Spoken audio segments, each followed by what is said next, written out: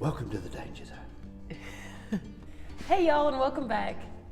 I still sound like I have a cold, but I assure you I do not. I think she does, just for the record. My allergies, this weather down here has been going from 72 one day to 30 degrees one day, and it has got this whole area not great.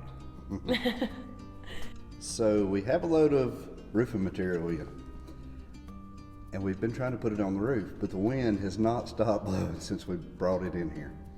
Today the wind's not too bad, so we're going to make a pretty good effort to try to at least get some of it up there. I'm not sure what we're going to get accomplished, but we're going to give it our best effort anyway. We're at least gonna go until the wind stops us or we can't feel our fingers, because it is in the 30s today. So like I said, tomorrow, pretty sure it's supposed to be like 73, but I hope so. somebody's gonna be gone, and I can't do that by myself. Yeah. In the meantime, while we have a few minutes off, we're going to try and make every minute count. So y'all come along. So the first thing that we have to do before we start laying this metal sheeting on the roof and start screwing it down is we have to have some kind of a guideline to go by to make sure that we're putting it up there straight. So we're going to be installing some blocks at the end of the house on both ends and stretching a string line. That way we have a visual guide to line the edge of this metal up to make sure that it's not walking off one way or the other. Because if you don't have a guide to go off of, by the time you get the other end, the metal might be running plumb up on top of the house, and we can't be having that. We have to have it in a straight line.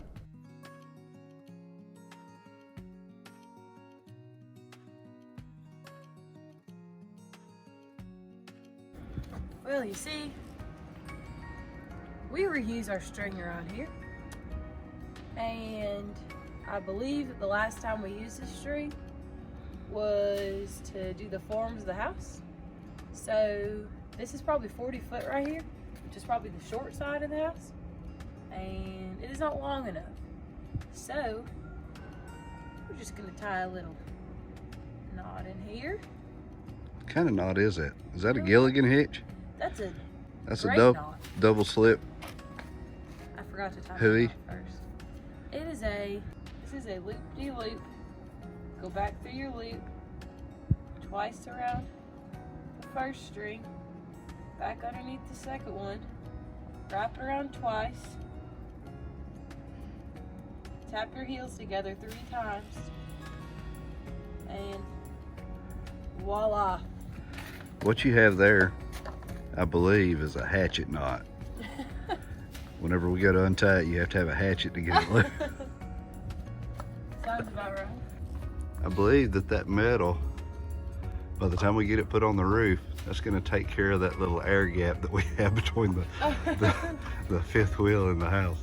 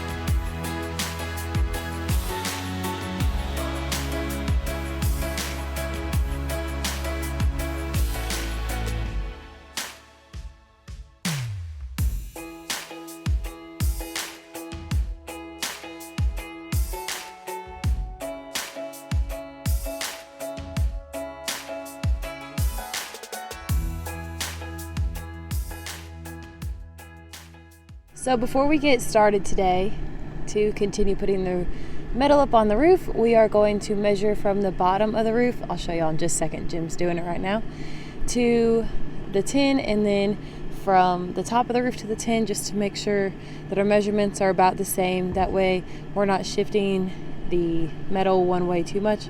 That way it's not hanging off the roof all cattywampus or anything crazy.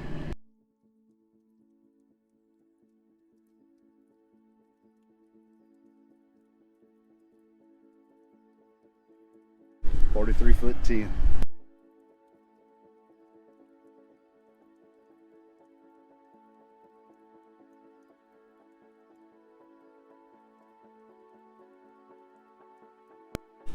How close were we? It's 2 inches difference from the top and the bottom. We are going to just shift the slack out of the metal. It'll give you about 1/8 of an inch per run. So we're just going to keep working it that way till we get the end. We'll be square.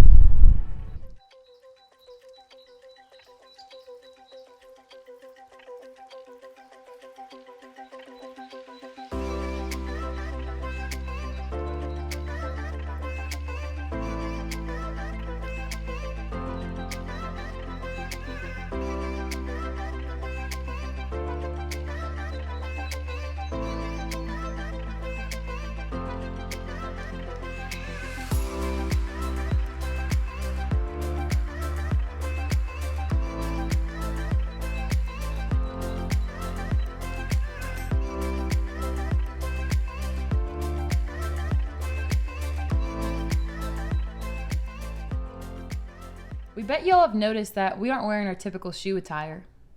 The shoes we're wearing are actually safety-toed shoes made by the company Maven safety shoes. Maven safety shoes are designed as non-slip, puncture-resistant, lightweight, comfortable shoes made for anybody. They're perfect for us to work on the roof due to their resilience to slip. Since we're working with hand tools also, the safety toe helps prevent any accidents from happening while we work. They have many styles to choose from. These are just 2 that they offer. The link for their website is listed below in the description. Use code Cajun15 for an additional 15% off when you order your first pair of Maven safety shoes. So this is where we got to yesterday, our stopping point right here. We have about 2.5 sheets left to put on this side, and then we'll get started on the other end.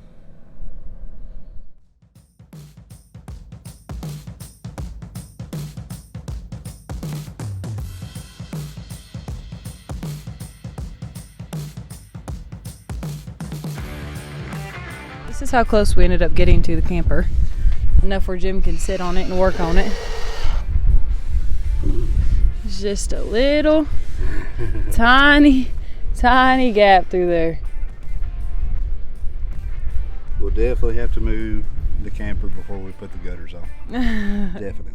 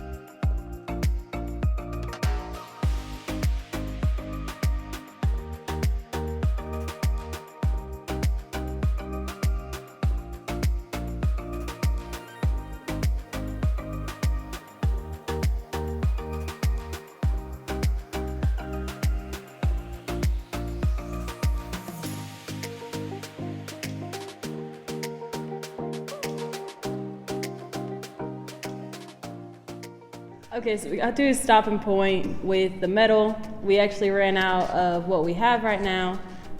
So hopefully the rest of it will get delivered today or early in the morning tomorrow. And then we'll put it up. And then hopefully we'll have a roof, if all goes well.